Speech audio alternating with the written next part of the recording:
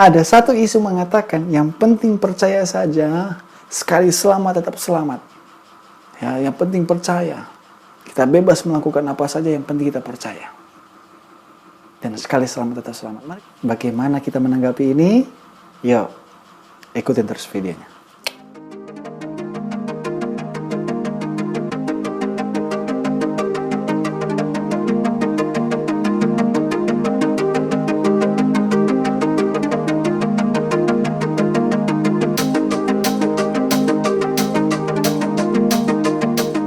1 Yohanes 4 ayat 15 katakan, barang siapa mengaku bahwa Yesus adalah anak Allah, Allah tetap berada di dalam dia dan dia di dalam Allah. Dan ayat ini digunakan untuk mengakui bahwa ketika kita hanya sebut, percaya, mengaku saja, ya, dan Allah itu berada dalam diri kita.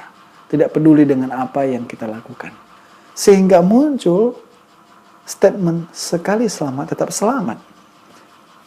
Dikatakan Yakobus 2:19, engkau percaya bahwa hanya ada satu Allah saja, itu baik. Tapi selain setan pun percaya akan hal itu dan mereka gemetar. Nah, bagaimana dengan hal ini? Berarti kepercayaan itu ada dua. Ya, satu percaya, tapi tidak mau menurut, tidak mau selaras dengan yang dia percaya. Ya, inilah yang dilakukan oleh setan. Setan percaya kalau Allah itu ada, tapi dia tidak mau menuruti Allah. Sedangkan yang satu lagi percaya, namun mau menurut dan mau menyelaraskan hidupnya dengan perintah Tuhan, dengan Allah. Kita dapatkan dua ini, makanya percaya yang seperti apa yang kita akan pelajari. Apa yang dimaksudkan Yohanes dalam ayat yang tadi itu? Yang pertama yaitu dalam 1 Yohanes 4 ayat 15, barang siapa yang mengaku bahwa Yesus adalah anak Allah, Allah tetap berada dalam dia dan dia di dalam Allah. Allah tetap berada dalam dia dan dia dalam Allah. Nah, kita lihat dalam Galatia 2 ayat 9. Dan setelah melihat kasih karunia yang dianugerahkan kepadaku, maka Yakobus, Kefas, dan Yohanes yang dipandang sebagai soko guru jemaat berjabat tangan dengan aku dan dengan Barnabas sebagai tanda persekutuan supaya kami dikatakan, yaitu Paulus dan Barnabas, ya kalau baca nanti satu perikop ini perlu baca ya, pergi kepada orang yang tidak bersunat, yaitu yang bukan Yahudi, dan mereka kepada yang bersunat, yaitu yang Yahudi. Dalam berbagi tugas penginjilan, ya ini Paulus dan juga Barnabas tadi itu disebutkan, maka tulisan Yohanes ini ditujukan kepada orang Yahudi ataupun yang percaya adanya Tuhan. Hal yang perlu kita ketahui bahwa orang Yahudi ini merupakan penurut perintah Allah, perintah Tuhan. Ya, itulah hukum Tuhan sejak mereka dari kecil, sehingga mereka tidak perlu lagi diajar lagi untuk menurut. Karena kenapa? Mereka sudah diajari dari kecil. Jadi mereka itu sudah menyadari betapa pentingnya harus melakukan hukum-hukum itu tadi.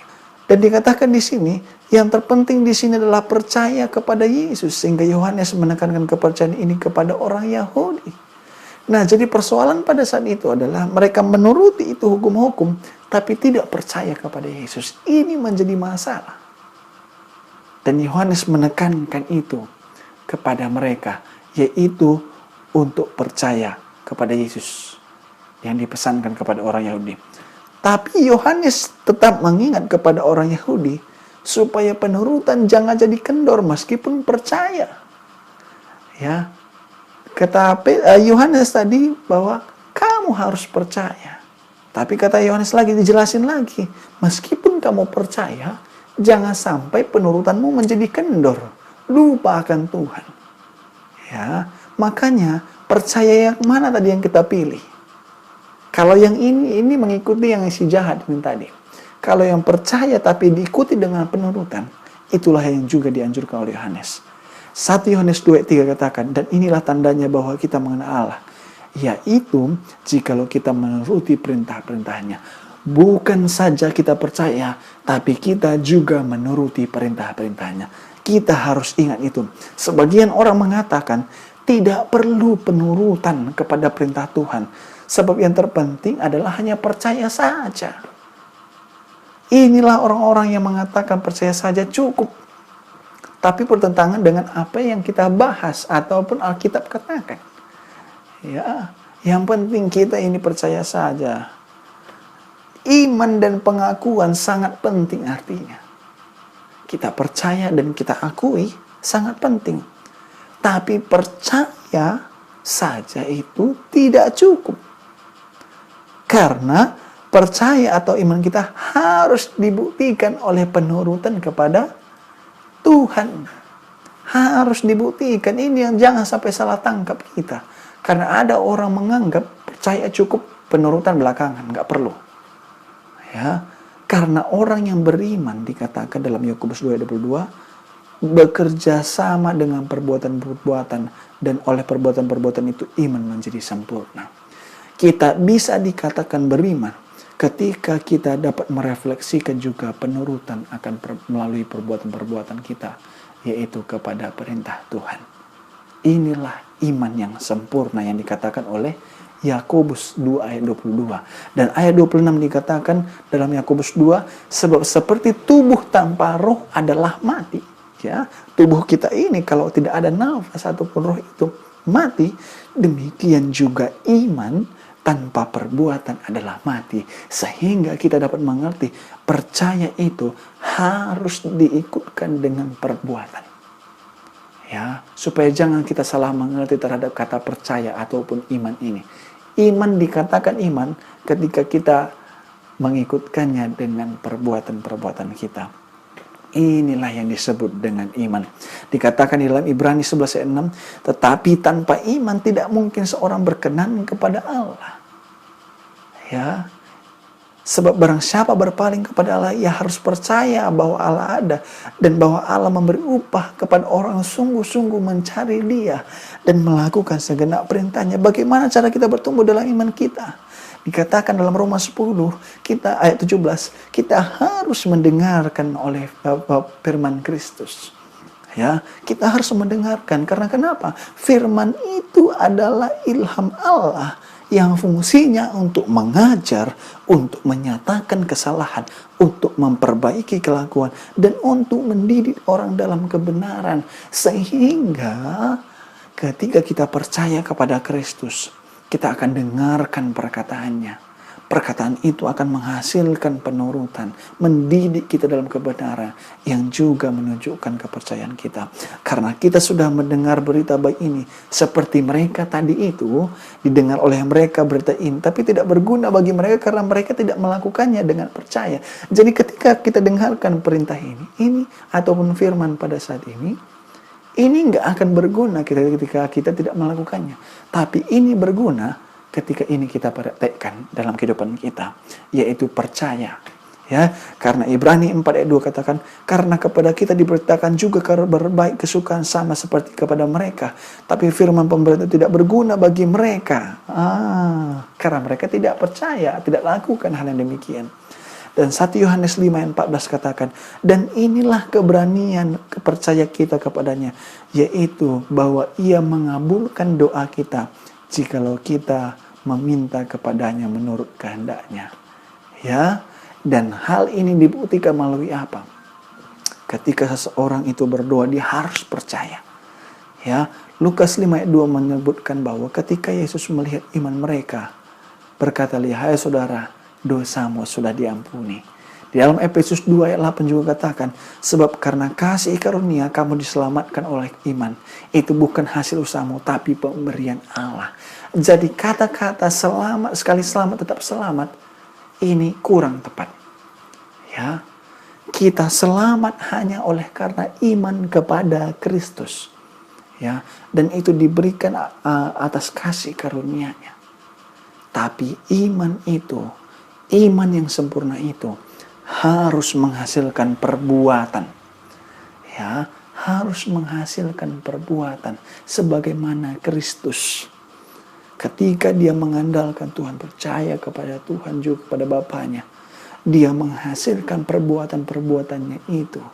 Sehingga perbuatan kita ini, kepercayaan kita ini, bukan lagi kita yang tinggal di dalam. Siapa yang tinggal? Galatia katakan, namun aku hidup, bukan lagi aku yang sendiri hidup, melainkan Kristus yang hidup dalam aku.